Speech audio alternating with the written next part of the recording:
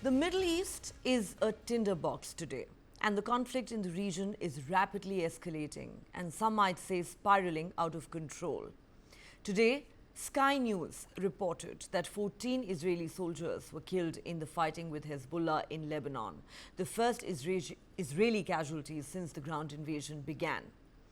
On Tuesday, as was being feared, Iran launched a missile attack against Israel in retaliation for the latter's military campaign against Hezbollah in Lebanon. Iran's Islamic Revolutionary Guard Corps, or the IRGC, launched its second missile attack against Israel in less than 6 months, targeting military bases.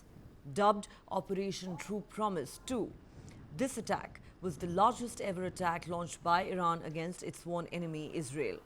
This assault was vastly different from Iran's earlier strike in April, showcasing a higher degree of technological sophistication and intent to inflict greater damage. Iran deployed hypersonic missiles for the first time in this operation, marking a technological advancement over the older drones and ballistic missiles used in April's operation. 200 ballistic missiles were fired, according to the commander-in-chief of Iran's powerful IRGC. The outfit claims that 90% of its missiles successfully hit their targets despite Israel's advanced air defense systems. Unlike April's attack, which primarily targeted isolated military sites, this assault appeared to target more densely populated urban centers near Tel Aviv. Reports suggest Mossad headquarters were amongst the targets. Israel and the United States have downplayed the effectiveness of the strikes. Israel says the attack failed and that its air defense system intercepted most of the projectiles with the help of the US. Yet, both countries have vowed revenge. Israeli Prime Minister Benjamin Netanyahu has said Iran has made a big mistake by launching this attack and it will pay for it. Iranian President Masoud Pezeshkian has described the missile strikes as a proportional response to Israeli aggression, warning Israel not to provoke further escalation. Iran says the attack was in response to the killings of Hezbollah chief Hassan Nasrallah and Hamas political leader Ismail Haniyeh. Both those events came as major blows to Iran's so-called axis of resistance. Tensions have escalated to such an extent that the Iranian intelligence ministry has issued a threat claiming that it will soon eliminate Israeli Prime Minister Benjamin Netanyahu and the head of the country's security establishment. Footage of Iran's attack shows that a significant concentration of missiles fell either at or near the headquarters of Israel's intelligence service, Mossad, the Nevatim Air Base and Tel Nof Air Base. At least 2 missiles fell near the Mossad headquarters in Tel Aviv's Glilot neighborhood, a densely populated area with a number of residential and commercial buildings.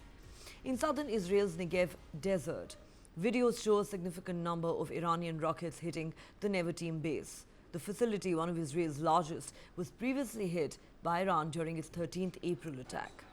In the area of the Tel Nof base, more than 15 miles south of Tel Aviv, another video showed a number of impacts.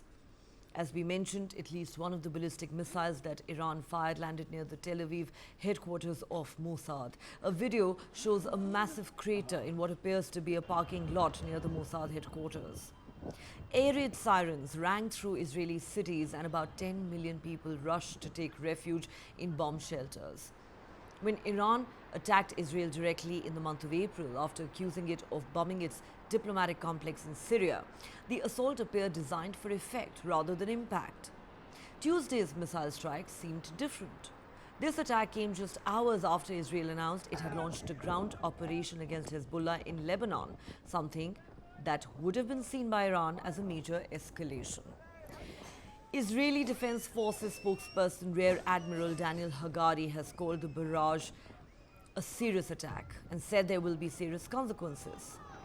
Whatever Israel decides to do in response could shape the next stage of the conflict. The worry among the international community is that Israel might decide to target some of Iran's nuclear facilities. With Hezbollah greatly weakened after the recent spate of Israeli attacks targeting its top commanders, Israel may want to raise the stakes. Iran says it is not interested in a wider war and that it only acted in self-defense following the escalation by Israel. President Joe Biden has praised the US's role in thwarting Iran's missiles, calling the attack defeated and ineffective. He said the United States was fully supportive of Israel, but his administration was still discussing with Israel what kind of response would be appropriate. Tuesday's attack has further changed the dynamics of the conflict, transitioning from a war involving Iran's proxies towards a direct confrontation between two regional military powerhouses. Up until now, Iran has mostly used its proxies in the region, Hamas in Gaza, Hezbollah in Lebanon, and the Houthis in Yemen, to strike against Israel.